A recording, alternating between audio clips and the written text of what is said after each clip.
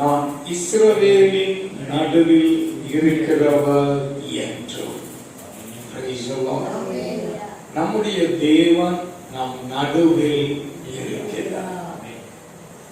நீங்கள் அறியாத ஒருவர் உங்கள் நடுவில் இருக்கிறார் என்று வேதம் நமக்கு சொல்லுகிறது. ஆமென். அப்படியானால் அவர் நம் நடுவில் இருக்கிறார். நானே உங்கள் தேவனாகிய கர்த்தர், வேறு ஒருவரும் இல்லை. என் ஜனம் ஒருபோதும் வெட்கப்பட்டு அருமையான தேவனுடைய பிள்ளையே, கடந்த வாரத்திலே நாம் பார்த்தோம், அவர்கள் அவரை நோக்கி பார்த்தார்கள், அவர்களுடைய முகங்கள் வெட்கப்பட்டு போவது இல்லை, அவர்கள் பிரகாசம் அடைந்தார்கள். அருமையான தேவனுடைய பிள்ளையே, நாம் ஆராதிக்கிற தேவன் அவர் ஒருபோது நம்மை வெட்கப்படுத்துகிற தேவன் அல்ல. அவர் நம் நடுவில் இருக்கிறார், அவர் நம்மை நடத்துகிறார். கர்த்தர் என் மேய்ப்பராய் இருக்கிறார், நான் தாழ்ச்சி அடையேன். அவர் என்னை புல்லுள்ள இடங்களில் மேய்த்து அமர்ந்த தண்ணீரை கொண்டு போய் விடுகிறார். அல்லேலூயா.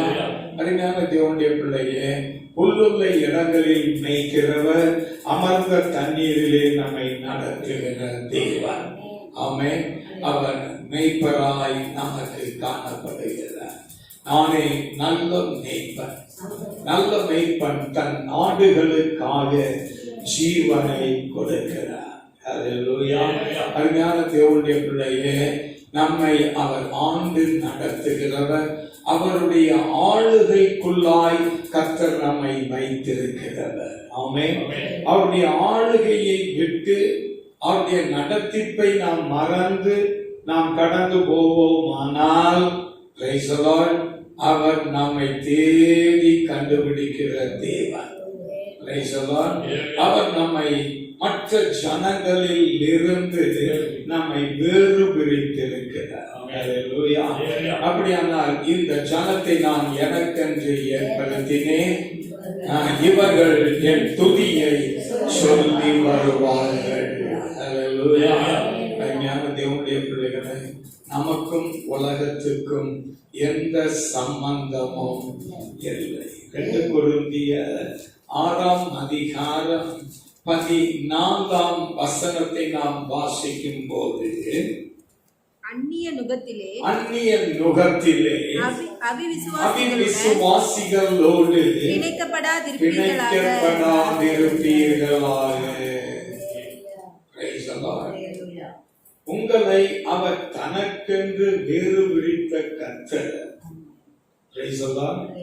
அவிவிசுவாசிகளோடு கூட நீங்கள் பிணைக்கப்படக்கூடாது. சில பேர் ஜனங்கள் எகிப்து தேசத்திலே இருந்தார்கள். அது அவர்களுக்கு நலமான தேசமாய் இருந்தது. கிரயமில்லாமல் மச்சத்தை சாப்பிட்டார்கள். பானையிலே இறைச்சியை வைத்துக் கொண்டு அதை சாப்பிட்டார்கள். ஆமென். எகிப்து தேசத்திலே அவர்களுக்கு உணவுக்காக எந்த குறையும் இல்லை. ஆனால் அவர்கள் எகிப்து தேசத்தையே கர்த்தர் என்ன செய்திருக்கலாம், அவர்களுக்கு சுதந்திரமாக்கி கொடுத்து பார்வோனையும் அவனோடு சேர்ந்த எகிப்தியர்களையும் துரத்திவிட்டு எகிப்தை என்ன செஞ்சிருக்கலாம், அவர்களுக்கு சுதந்திரமாக கொடுத்திருக்கலாம். அல்லேலூயா. ஆனால் அப்படி அல்ல. கர்த்தர் அவர்களை ஓங்கிய புயத்தோடும் பலத்த கரத்தோடும் எகிப்து தேசத்தில் இருந்து அவர்களை புறப்பட பண்ணினார். எகிப்து என்பதை ஞான அர்த்தமாய் எடுக்கும் போது அது உலகம். அதுதான் பரிசுத்த யோவான் சொல்லுகிறான், உலகத்திலும் உலகத்தில் உள்ளவைகளிலும் நீங்கள் அன்பு கூறாதிருங்கள். ஒருவன் உலகத்தில் அன்பு கூர்ந்தால் அவனிடத்தில் பிதாவின் அன்பு இல்லை. ஹல்லேலூயா. அப்படியானால் உலகத்தை கர்த்தர் விரும்பவில்லை. உலகத்தின் ஆசாபாசங்களிலே அவர் விரும்பவில்லை. தன் ஜனங்கள் அதிலிருந்து வேறுபட்டு ஜீவிக்க வேண்டும் என்று கர்த்தர் விரும்புகிறார். அதனால்தான் 7 ஜாதிகளும் 31 ராஜாக்களை கொண்டதான கானான் தேசத்தை கர்த்தர் அவர்களுக்கு நலமும் விசாலமுமான பாலும் தேனும் ஓடுகிற அந்த தேசத்தை தன் ஜனத்துக்கு கர்த்தர் கொடுத்தார். ஆமென். அது ஆபிரகாமுக்கு கொடுக்கப்பட்ட வாக்குத்தத்தம். Praise the Lord. நான் உன்னை அனுப்புகிற தேசத்துக்கு நீ போ, உன்னை பெரிய ஜாதி ஆக்குவேன், உன் பேரை நான் பெருமைப்படுத்துவேன், நீ ஆசீர்வாதமாய் இருப்பாய் என்று சொன்ன போது உடனே ஆபிரகாம் புறப்பட்டு போனான். ஹல்லேலூயா. அப்படியானால் ஜனங்களுக்கு, தம்முடைய ஜனங்களுக்கு அவன் கானான் தேசத்தை அவர் தருவேன் என்று வாக்குத்தத்தம் பண்ணினார். ஆமென். புதிய ஏற்பாட்டின் காலத்திலே உங்களுக்கு நித்திய ஜீவனை அளிப்பேன் என்பது அவர் நமக்கு தந்த வாக்குத்தத்தம். அருமையான தேவனுடைய பிள்ளைகளே, இப்படி நித்திய ஜீவனை நாம் சுதந்தரித்துக் கொள்வதற்கு அந்நிய நுகத்திலே அவிசுவாசிகளோடு என்ன செய்யக்கூடாது? பிணைக்கப்படக்கூடாது. ஆமென். மற்றவனுக்காக, ஒரு கடனுக்காக நீ என்ன செய்யக்கூடாது? உன் நண்பனுக்காகவோ அல்லது உன் உடன் பிறந்த சகோதரமார்களுக்காகவோ நீ பிணைக்கப்படக்கூடாது. நீ பிணைக்கப்பட்டால் வெகுபாடுபடுவாய். ஆகவே இரவோடு இரவாய் நீ போய் உன்னை நீ அவனிடத்தில் இருந்து விடுவித்துக் கொள். அல்லேலூயா. அருமையான தேவனுடைய பிள்ளைகளே, நாம் அந்நிய நுகத்திலே மற்றவர்களுக்காக கடனோ பொருளோ எதுக்காகவும் நீங்கள் என்ன செய்யக்கூடாது? வினைப்பட கூடாது. இன்றைக்கு அநேகர் வங்கியிலே கையெழுத்திற்கு அது பணம் வாங்கி கொடுக்கிறார்கள், ஒழுங்காக கட்டிவிடுவார்கள் என்று நினைக்கிறார்கள். ஆனால் இறுதியிலே பார்க்கிற போது வங்கியிலே பணம் கட்டாததினாலே வக்கீல் நோட்டீஸ் வீட்டை தேடி வருகிறது. ஆமென். இது ஒரு அர்த்தம்.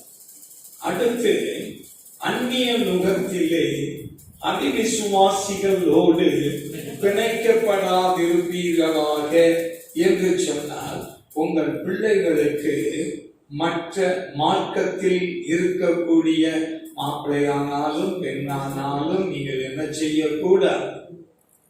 திருமணம் செய்ய கூடாது. ரட்சிக்கப்பட்டவனாய் இருக்கவே, மனம் திரும்பினவனாய் இருக்கவே, ஞானஸ்நானம் எடுத்தவனாய் இருக்கவே. தேவனுடைய பிள்ளையாய் இருந்தால் அது உனக்கு கன்னியாய் இராதபடி உனக்கு ஆசீர்வாதமாய் இருக்கும் என்பதை மறந்து போக வேண்டாம். ஆமென். நம்முடைய தேவன் நம்மை காணியாட்சியில் இருந்து நம்மை வேறுபடுத்தினார். புறஜாதிகளாய் வாழ்ந்தோம், அந்நியனாய் வாழ்ந்தோம். நம்மை வேறுபடுத்தார், நம்மை கரையம் கொண்டார், ரத்தம் கொண்டு மீட்டெடுத்தார், அவருடைய நாமத்தை நமக்கு தரித்தார். நாம் அவருடைய ஜனமாய் இருக்கிறோம். அதைத்தான் இங்கே பவுல் சொல்லுகிறார், அந்நிய நுகத்திலே அவிசுவாசிகளோடு பிணைக்கப்படாதிருப்பீர்களாக. அநீதிக்கும் நீதிக்கும் சம்பந்தம் ஏது? ஒளிக்கும் இருளுக்கும் ஐக்கியம் ஏது? கிறிஸ்துவுக்கும் பேலியாளுக்கும் இசை ஏது? அவிசுவாசிக்கும் விசுவாசிக்கும் சம்பந்தம் ஏது? தேவனுடைய ஆலயத்துக்கும் விக்கிரகங்களுக்கும் சம்பந்தம் ஏது? நான் அவர்களுக்குள்ளே வாசம் பண்ணி அவர்களுக்குள்ளே நான் உலாவி அவர்கள் தேவனாய் இருப்பேன், அவர்கள் என் ஜனங்களாய் இருப்பார்கள். ஹல்லேலூயா. ஏன் வேறுபட்ட செய்தியா? வேறுபட்ட ஜீவியம் இருக்க வேண்டும் என்பது உபதேசத்தின் அடிப்படையாய் இருக்கிறது. அப்போஸ்தலர் நடவடிக்கைகள் 2ஆம் அதிகாரம் 38ஆம் வசனத்தில் இருந்து நாம் வாசிக்கும் போது, பேதுரு அவர்களை நோக்கி நீங்கள் மனம் திரும்பி ஒவ்வொருவரும் பாவ மன்னிப்புக்கென்று ஞான ஸ்நானம் பெற்று அப்பொழுது பரிசுத்த ஆவியை பெறுவீர்கள். வாக்குத்தத்தமானது உங்களுக்கும் உங்கள் பிள்ளைகளுக்கும் நம்முடைய தேவனாகிய கர்த்தர் வரவழைக்கும் தூரத்தில் உள்ள யாவருக்கும் உண்டாயிருக்கிறது என்று சொல்லி இன்னும் அநேக வார்த்தைகளினாலே சாட்சி கூறி மாறுபாடுள்ள இந்த சந்ததியை விட்டு விலக்கி உங்களை ரட்சித்துக் கொள்ளுங்கள். அல்லேலூயா. மாறுபாடுள்ள சந்ததியை விட்டு விலக்கி உங்களை ரட்சித்துக் கொள்ளுங்கள். 7 படி உபதேசத்திலே ஒரு உபதேசம், மாறுபாடுள்ள இந்த சந்ததியை விட்டு விலக்கி உங்களை காத்து ரட்சித்துக் கொள்ளுங்கள். ஆமென். அருமையான தேவனுடைய பிள்ளையே, அப்ப அந்நிய நுகத்திலே நீ அவிசுவாசிகளோடு இணைக்கப்படக்கூடாது. இருளுக்கும் ஒளிக்கும் சம்பந்தம் ஏது? நீதிக்கும் அநீதிக்கும் செய்தி ஏது? கிறிஸ்துவுக்கும் வேலியாளுக்கும் சம்பந்தம் ஏது? நான் அவர்களுக்குள்ளே வாசம் பண்ணி அவர்களுக்கு தேவனாய் இருப்பேன், அவர்கள் என் ஜனங்களாய் இருப்பார்கள் என்று சொன்னால், நீ மாறுபாடுள்ள சந்ததியை விட்டு விலக்கி உங்களை காத்து ரட்சித்துக் கொள்ளுங்கள். கர்த்தர் காத்து ரட்சித்துக் கொள்ளுவார் என்று சொல்லவில்லை, நீங்கள் உங்களை காத்து ரட்சித்துக் கொள்ளுங்கள். அல்லேலூயா. எரேமியா தீர்க்கதரிசியின் புத்தகம் 10ஆம் அதிகாரம் 1 வசனத்தை நீங்கள் வாசிக்கும் போது, இஸ்ரவேல் வீட்டாரே, வசனத்தை நீங்கள் கேளுங்கள், புறஜாதியாருடைய மார்க்கத்தை கற்றுக்கொள்ளாதிருங்கள். அல்லேலூயா. புறஜாதியாருடைய மார்க்கம். அவர்களுக்கும் உனக்கும் வித்தியாசம் இருக்க நீ என்ன செய்கிறாய்? மாறுபாடுள்ள இந்த சந்ததியோடு கூட நீ கலந்து புறஜாதியாருடைய மார்க்கத்தை நீங்கள் கற்றுக்கொள்ளுகிறீர்கள். அல்லேலூயா. ஒரு பிரயாணப்படும் போது நேரம் பார்க்கணும். ஒரு திருமணம் வைக்கும் போது நல்ல நேரம் பார்க்கிறோம். ஆனால் வேதம் சொல்லுகிறது, நாள் பார்க்கிறவனும் அஞ்சனம் பார்க்கிறவனும் குறி சொல்லுகிறவனும் கர்த்தருக்கு அருவருப்பானவன். நீ நாள் பார்க்கிறவனாய் இருந்தால் நீ தேவனுடைய பிள்ளை அல்ல. ஏனென்றால் புறஜாதியாருடைய மார்க்கம். கிறிஸ்தவர்கள் என்று சொல்லுகிறோம். கிறிஸ்தவர்கள் பெந்தேகோஸ்து அனுபவத்திலே நான் இருக்கிறேன் என்று சொல்லுகிறவர்கள் காதணி விழா என்று சொல்லி என்ன செய்கிறார்கள்? நடத்துகிறார். அது தேவனுக்கு பிரியமில்லாத காரியம். இரண்டாவதாக பூப்புனித நீராட்டு விழா என்று சொல்லி வைக்கிறார்கள். அது புறஜாதியாருடைய மார்க்கம். அதை கற்றுக்கொண்டதினாலே நீயும் மற்றவர்களை போல பார்த்து என்ன செய்கிறார்? பூப்புனித நீராட்டு விழா என்று சொல்லி வைக்கிறார். ஆமென். ஆமென். மாத்திரமல்ல, நமக்கு ஏதாவது கஷ்டங்கள் நஷ்டங்கள் கடந்து வந்தால் உடனே ஜாதகத்தை எடுத்துக்கொண்டு குறி சொல்லுகிறவன் இடத்துக்கு ஓடி போகிறார்கள். ஆமென். இதையெல்லாம் கர்த்தர் விரும்புகிறது இல்லை. நான் அவர்களை அரோசிக்கிறேன், அவர்களை நான் வெறுக்கிறேன். புறஜாதியாருடைய மார்க்கத்தை நீங்கள் என்ன செய்யாதிருங்கள்? கற்றுக்கொள்ளாதிருங்கள். ஆமென்.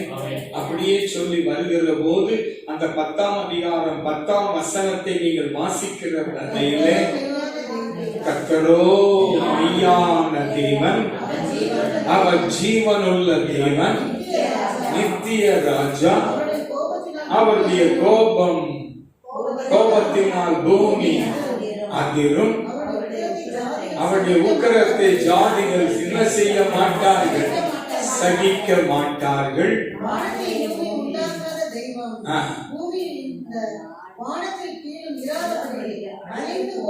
அழிந்து போகும் என்று அவர்களுக்கு சொல் சொல். கர்த்தரோ மெய்யான தெய்வம், அவர் ஜீவனுள்ள தெய்வம். அருமையான தேவனுடைய பிள்ளைகளே, நம்முடைய வாழ்க்கையில கர்த்தரை தவிர, கர்த்தர் நமக்கு கற்றுக் கொடுத்த காரியங்களை தவிர மாறாய் எந்த ஒரு காரியத்தையும் செய்தார் அது தேவனுடைய பார்வையில் அருவருக்கத்தக்கதான காரியமாய் காணப்படும். கர்த்தர் அவைகளை வெறுக்கிறார். அவைகளை பின்பற்றுகிற ஜனங்களையும் கர்த்தர் வெறுக்கிற தேவனாய் இருக்கிறார். நான் அவர்களை ஆலோசிக்கிறேன் என்று வேதம் சொல்லுகிறது. ஆமென். அல்லேலூயா. அருமையான தேவனுடைய பிள்ளையே, ஜீவ மார்க்கத்தை கர்த்தர் நமக்கு வைத்திருக்கிறார். இயேசுவானவர் தம்முடைய மாம்சத்தின் திரை வழியாய் புதிதும் ஜீவனமுள்ள மார்க்கத்தை கர்த்தர் நமக்கு வைத்திருக்கிறார். அந்த மார்க்கத்தின் வழியாகத்தான் நாம் கடந்து போக வேண்டும். அவர் நமக்கு அடிச்சுவடை வைத்திருக்கிறார், மாதிரியை காண்பித்து வைத்திருக்கிறார். 1 பேதுரு 2ஆம் அதிகாரம் 21ஆம் வசனத்தை நாம் வாசிக்கும் போது அங்கே வேதம் சொல்லுகிறது. 1 பேதுரு 2ஆம் அதிகாரம் 21ஆம் வசனம், இதற்காக நீங்கள் அழைக்கப்பட்டும் இருக்கிறீர்கள், நீங்கள் இதற்காகவே என்னுடைய ஜனமாய் இருக்கும்படி, புறஜாதிகளோடு கலவாதபடி, என்னுடைய சித்தத்தை நிறைவேற்றுகிறவர்களாய் இருக்கும்படி, இதற்காகவே நீங்கள் அழைக்கப்பட்டிருக்கிறீர்கள். ஏனெனில் கிறிஸ்துவும் உங்களுக்காக பாடுபட்டதினாலே நீங்கள் தம்முடைய அடிச்சுவடுகளை தொடர்ந்து வரும்படி. அடிச்சுவடுகளை, யாருடைய அடிச்சுவடு? இயேசுவானவர் நடந்த பாதையிலே அவருடைய அடிச்சுவடுகளை பின்பற்றும்படிக்கு உங்களுக்கு மாதிரியை அவர் பின்வைத்து போனார். அடிச்சுவடு என்றும் மாதிரி என்றும் அங்கே சொல்லப்பட்டிருக்கிறது. அவர் இந்த உலகத்திலே வாழ்ந்து காண்பித்தார். அல்லேலூயா. அவர் புறஜாதியாரோடு கலந்து புறஜாதியாருடைய மார்க்கத்தை அவர் பின்பற்றலாம் என்று கற்றுக் கொடுக்கவில்லை, போதிக்கவில்லை.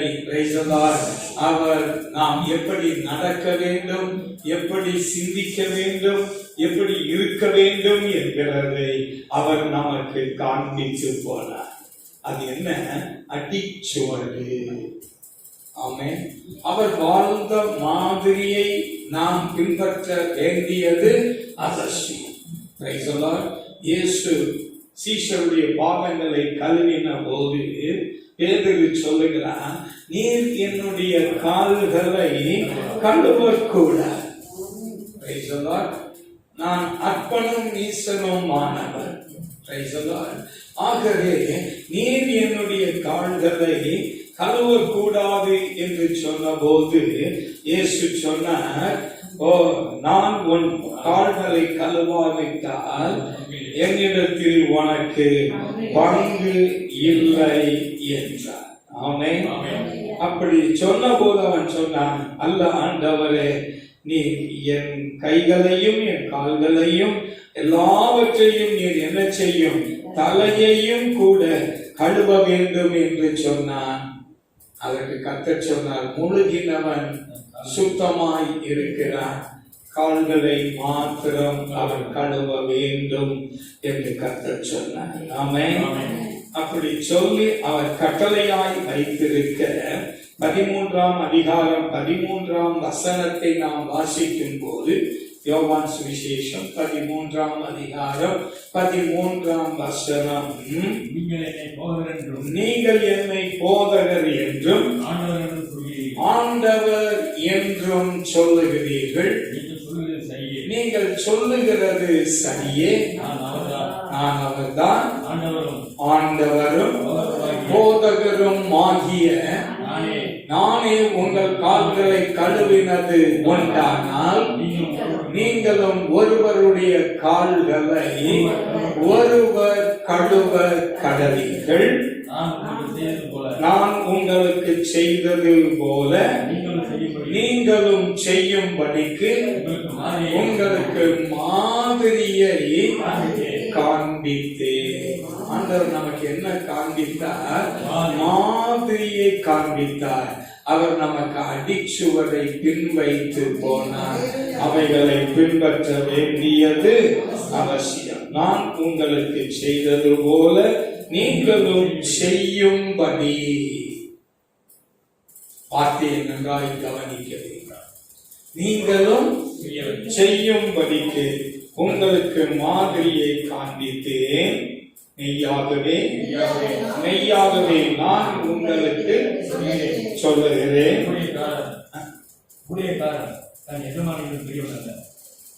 அனுப்பப்பட்டவன் பெரியவன் அல்ல, அறிந்திருக்கிறபடியால் இவைகளின்படி செய்தீர்களானால் பாக்கியவான்களாய் இருப்பீர்கள். அருமையான தேவனுடைய பிள்ளைகளே, அவர் நமக்கு மாதிரியை காண்பித்து போனார். ஆமென். அருமையான தேவன் புறஜாதியாருடைய மார்க்கத்தை மற்றவர்கள் செய்கிறார்கள் என்று சொல்லி நாம் அவர் நமக்கு கட்டளையிட்டதை நிராகரிக்கிறது தவறு. ஆண்டவரும் போதகரும் ஆகிய நானே உங்கள் கால்களை கழுவினது உண்டானால் நீங்களும் ஒருவருடைய கால்களை ஒருவர் கழுவ கடவீர்கள். இதை கர்த்தர் பிரமாணமாய் கர்த்தர் தருகிறார். ஆனால் அவர் சொன்ன பின்னாடி சொல்லுகிறார், நீங்கள் ஒருவரில் ஒருவர் அன்பாய் இருக்க வேண்டும் என்கிற புதிய கட்டளையை உங்களுக்கு நான் கொடுக்கிறேன் என்று சொன்னவர் இங்கேயும் அவர் கட்டளையாய் அதை சொல்லுகிறார். ஆமென். அப்படியானால் கர்த்தர் நமக்கு கட்டளையிட்ட சகல கற்பனைகளையும் நாம் கை கொள்ளும் போது கர்த்தர் நம்மை பிரியமுள்ளவராய் இருக்கிறார். அப்படியானால் இங்கே யோவேல் 2ஆம் அதிகாரம் 27ஆம் வசனத்தை நாம் வாசிக்கும் போது,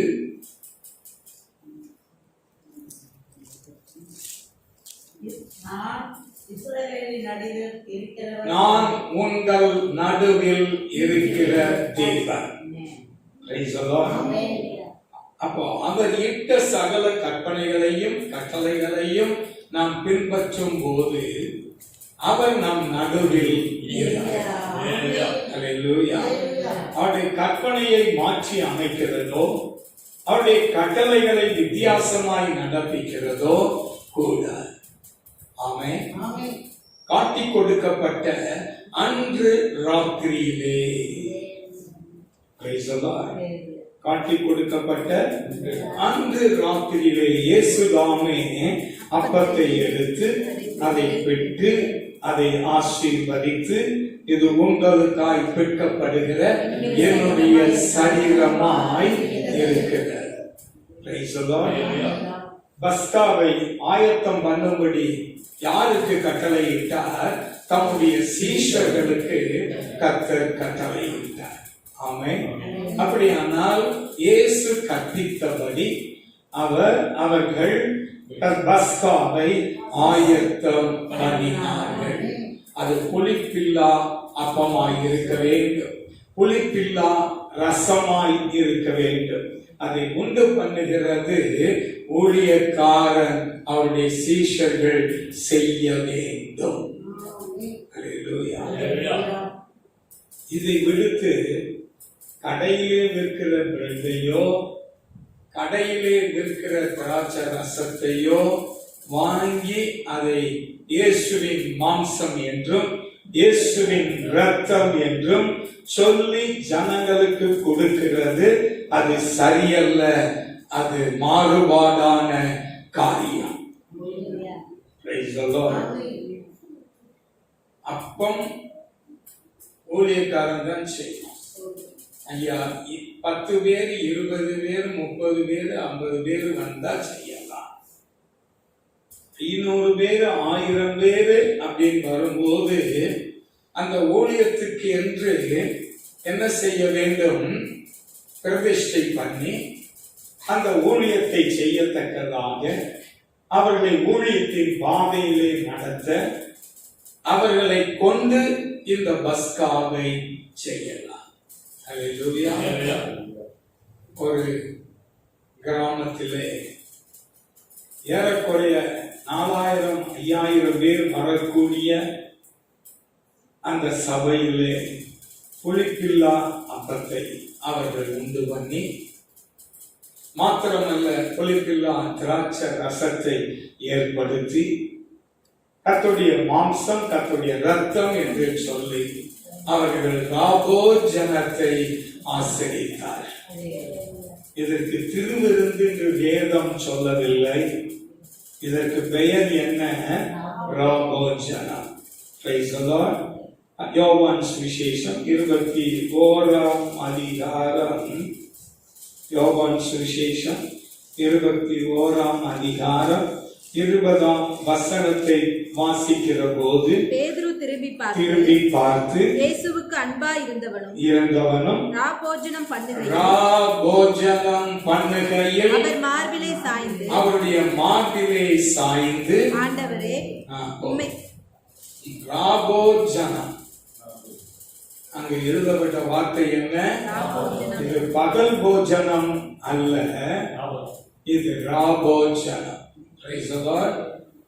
1 கொரிந்தியர் 11 வாசிக்க வேண்டாம். 11ஆம் அதிகாரம் 23ஆம் வசனத்திலிருந்து வாசிக்கும் போது, காட்டிக் கொடுக்கப்பட்ட அன்று ராத்திரியிலே இயேசுதாமே அப்பத்தை எடுத்து அதை பிட்டு ஸ்தோத்திரம் பண்ணி அதை ஆசீர்வதித்து, இது உங்களுக்காய் பிற்கப்படுகிற என்னுடைய சரீரமாய் இருக்கிறது, இதை வாங்கி புசியுங்கள் என்று சொன்னார். போஜனம் பண்ணின பின்பு அவர் பாத்திரத்தை எடுத்து ரசத்தை பார்த்து, இது உங்களுக்காய் சிந்தப்படுகிற என்னுடைய இரத்தமாய் இருக்கிறது, இதை வாங்கி நீங்கள் பானம் பண்ணுங்கள் என்றார். அப்படியானால் இது தேவனுடைய உடன்படிக்கை. இந்த உடன்படிக்கையிலே எந்த ஒரு மாற்றமும் திருத்தமும் கூடாது.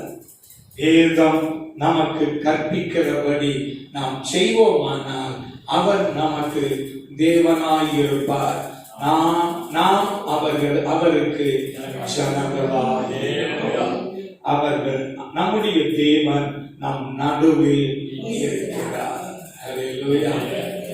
செப்பனியாவின் புத்தகம் 3ஆம் அதிகாரம் 14ஆம் வசனத்தை நீங்கள் வாசிக்கும் போது, செப்பனியாவின் புத்தகம் 3ஆம் அதிகாரம் 14, சீயோன் குமாரத்தியே எம்பீரித்து பாடு, இஸ்ரவேலரே ஆர்ப்பரியுங்கள், எருசலேம் குமாரத்தியே நீ முழு இருதயத்தோடு மகிழ்ந்து களிகூரு, இஸ்ரவேலின் ராஜாவாகிய கர்த்தர் உன் நடுவில் இருக்கிறார், இனி தீங்கை காணாதிருப்பார். அல்லேலூயா. அவர் உன் நடுவில் இருக்கிறார், அவர் உன் ராஜா, இனி நீ தீங்கை காணாதிருப்பார். ஆமென். கர்த்தர் இட்ட சகல கற்பனைகளையும் நாம் கை கொண்டு நடக்கும் போது, புறஜாதியாருடைய மார்க்கத்தை நாம் பின்பற்றாதபடி, அவருடைய கற்பனையின்படியும் கட்டளைகளின்படியும் அவர் நமக்கு நடந்து காண்பித்த மாதிரியை அடிச்சுவடை பின்பற்றுகிற வேளையிலே, இனி நீ தீங்கை காணாதிருப்பாய். அல்லேலூயா. அப்படியானால் அவருடைய வசனத்தின்படி, அவருடைய கற்பனையின்படி, அவருடைய பிரமாணத்தின்படி நாம் நடப்போமானால் நிச்சயமாய் கர்த்தர் நம்மை ஆசீர்வதித்து நடத்துவார். கர்த்தர் தாமே இந்த வார்த்தைகளை ஆசீர்வதிப்பாராக. எல்லாரும் அன்பின் நல்ல பிதாவே, இந்த நல்ல காலை வேலைக்காக நாங்கள் உம்மை ஸ்தோத்திரிக்கிறோம். ஆமாண்டவரே, நீர் எங்களுடைய தேவன், நாங்கள் உம்முடைய ஜனங்கள். நீர் எங்கள் மத்தியில் உலாவுகிற தேவன், எங்கள் நடுவில் இருக்கிற தேவன். ஆமாண்டவரே, அப்படியாய் கர்த்தர் தாமே தம்முடைய பிள்ளைகளை நீர் ரட்சியும். தீங்கை காணாதபடி ஆண்டவர் எல்லா தீமைக்கு விலக்கி தம்முடைய பிள்ளைகளை பாதுகாத்து ரட்சித்துக் கொள்ளும். கர்த்தருடைய கரம் தம்முடைய பிள்ளைகளோடு கூட இருப்பதால் நாமத்தை மகிமைப்படுத்தும். கர்த்தர் தம்முடைய ஜனத்தை ஆசீர்வதியும். இயேசு கிறிஸ்துவின் நாமத்தில் வேண்டிக் கொள்ளுகிறேன் நல்ல பிதாவே, ஆமென்.